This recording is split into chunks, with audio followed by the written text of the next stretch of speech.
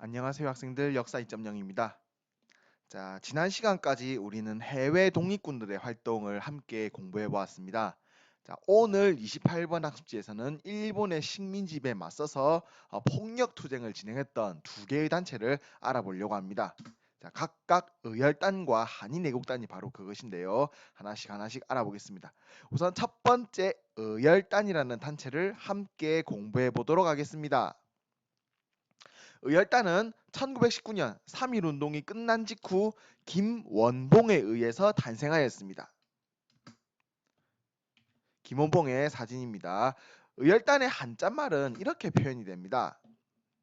자, 의로운 일을 맹렬하게 실행하자라는 뜻을 가진 단체 의열단은 파괴, 암살 등의 방법으로 독립을 이루고자 하였습니다.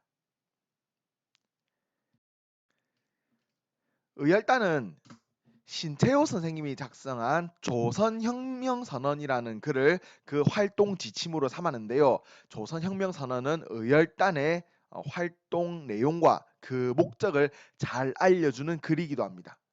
조선혁명선언의 내용을 간단하게 요약하면 일본의 식민 지배에 맞서서 폭력으로 투쟁하여 독립하자라는 내용을 담고 있습니다.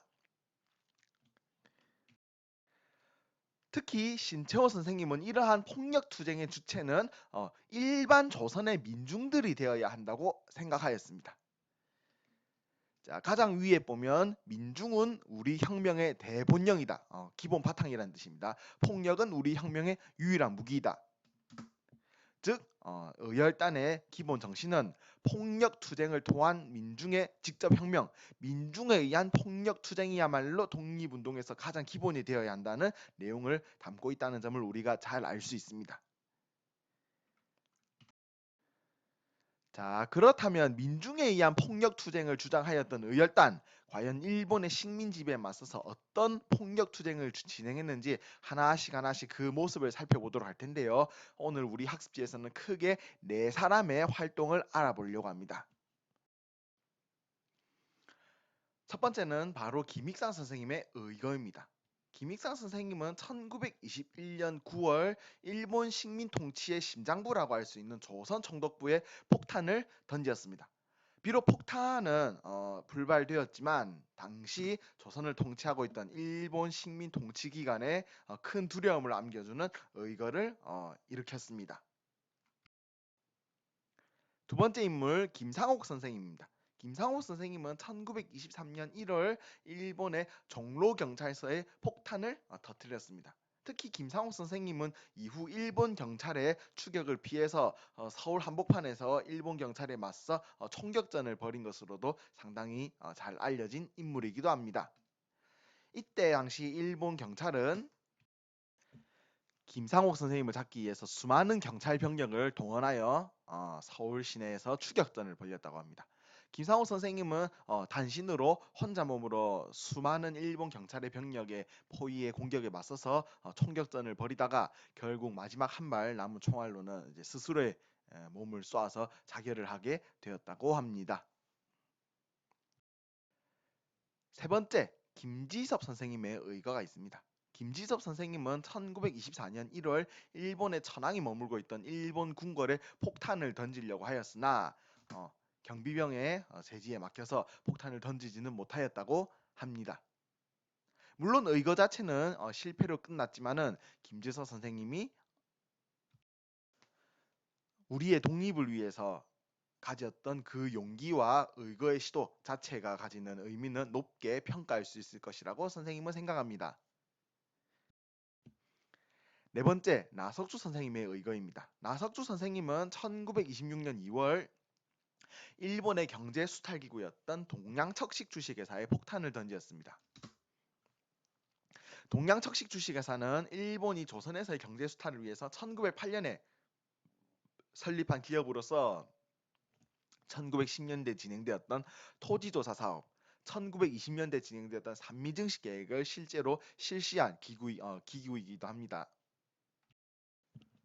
비록 폭탄은 불발되었지만 이후 나석주 선생님은 서울 한복판에서 일본 경찰에 맞서서 치열한 총격전을 벌였고 나중에 체포된 이후에는 결국 순국하시게 됩니다. 이렇게 1920년대 의열단에 의한 폭력투쟁의 독립운동이 끊임없이 진행되었습니다. 하지만 1920년대 후반에 들어서면서 의열단의 단장이었던 김원봉은 생각하게 됩니다. 개인이 주도하여 일으키는 폭력투쟁에는 결국 근본적인 한계가 있을 수밖에 없다라는 사실을 말이지요. 의열단은 일본에 맞선 개인 주도의 폭력 투쟁이 아닌 조직적인 투쟁을 위해서 이후 중국에 있는 황포군관학교, 군인들을 기르는 학교입니다. 중국의 황포군관학교에 입학하여 군사훈련을 받기 시작합니다. 그리고 황포군관학교를 졸업한 김원봉이 이후 조선의용대라는 군대를 결성하여 일본에 맞서 싸우는 내용은 다음 시간에 29번 학습지에서 계속 연결하여 함께 배워보도록 하겠습니다.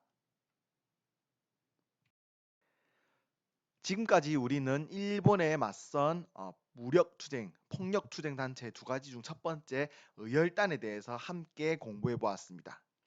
자, 지금부터는 일본에 맞선 폭력투쟁 단체 두 번째 한인애국단에 대해서 함께 공부해 보도록 하겠습니다. 한인애국단은 1931년 김구 선생님에 의해서 조직된 단체입니다. 자, 이 한인애국단의 조직 목표는 다음과 같았습니다. 지난 25번 학습지에서 국민대표회의가 결렬된 이후에 임시정부가 1920년대 중반 쇠퇴했다라는 내용을 배운 내용 여러분들 기억하고 있습니까? 1920년대 중반부터 1930년대 초반까지 쇠퇴한 임시정부는 큰 활약을 하지 못합니다.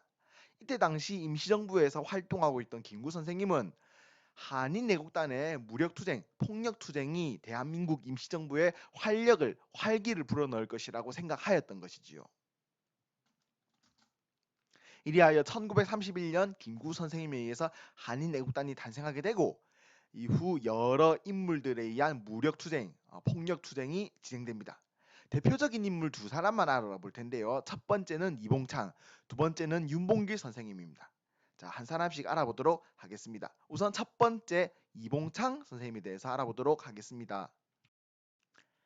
이봉창 선생님은 1932년 1월 일본 도쿄에서 일본 천황 히로히토 천황이 타고 있던 마차에 폭탄을 투척합니다. 폭탄의 위력은 비록 약해서 일본 천황에게 피해를 입히지는 못하였지만 당시 이봉창 선생님의 의거는 일본 사람들을 경악시키고 조선의 독립 의지를 전 세계에 알리는데 큰 역할을 이루어내게 되었습니다. 1932년 4월 윤봉길 선생님은 중국 홍콩원에서 진행되고 있던 일본군의 행사에서 폭탄을 던집니다. 당시 중국의 홍콩공원에서 진행되는 일본군 행사는 중국군을 상대로 한 전투에서 승리했던 것을 기념하는 행사였습니다. 이 행사에서 윤봉길 선생님이 던진 폭탄은 홍콩공원에 있는 수많은 일본군 장교들에게 큰 피해를 입히는 데 성공합니다.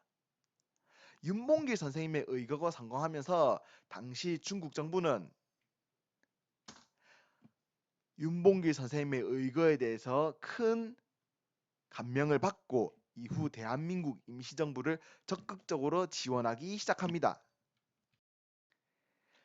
쇠퇴해 있던 대한민국 임시정부는 이때부터 중국 정부의 적극적인 지원을 받으면서 그 세력을 점점 회복하기 시작하고 결국 일본의 군대에 맞선 우리 대한민국 임시정부의 군대인 한국광복군을 조직하는 데 성공합니다.